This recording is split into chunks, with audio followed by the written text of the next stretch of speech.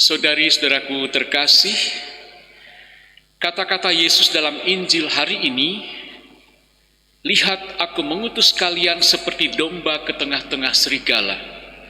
Tampaknya menakutkan, berat, dan sepertinya tidak memberikan sesuatu yang menghibur.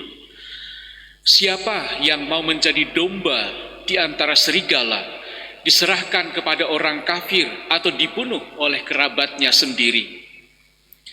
Yesus menyampaikan ini sebagai peringatan dan penegasan akan ciri-ciri bagi para pengikutnya.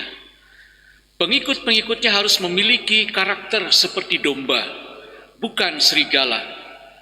Maka yang mengaku pengikutnya namun perbuatannya seperti binatang buas dan licik seperti serigala, bukanlah pengikut yang baik atau bukan pengikutnya.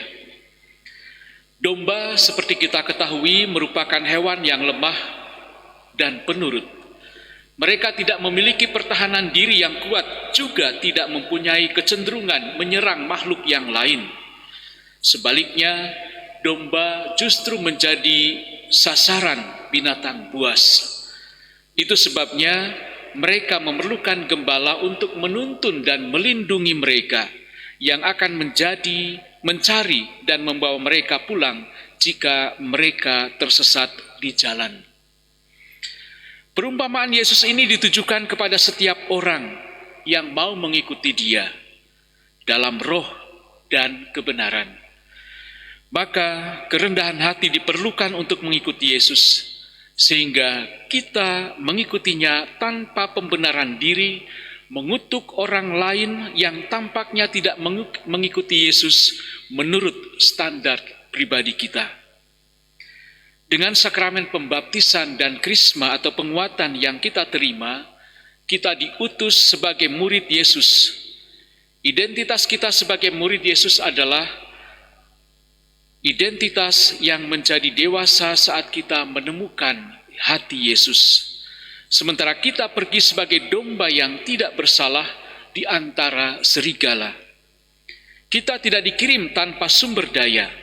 Sumber daya kita adalah Tuhan sendiri yang menyertai kita di dalam kehidupan dan perutusan yang kita jalani. Tuhan menjamin hidup kita. Maka Yesus tadi mengatakan, janganlah kalian khawatir akan bagaimana dan akan apa yang harus kalian katakan, karena semuanya itu akan dikurniakan kepadamu pada saat itu juga. Karena bukan kalian yang akan berbicara, melainkan roh Bapamu, Dialah yang akan berbicara dalam dirimu. Seberapa sering kita berpaling kepadanya dalam kepercayaan kita, ketika kita dihadapkan pada kesempatan untuk bersaksi dalam kata atau perbuatan. Seberapa sering kita menyadari bahwa kita diutus ke dunia yang membutuhkan pesan pertobatan, pengampunan, belas kasih, dan kasih Yesus sendiri. Lalu, apa dan siapa serigala di dalam kehidupan kita? Saudari-saudaraku yang terkasih, hingar-bingar kehidupan dunia modern seringkali menenggelamkan suara Tuhan.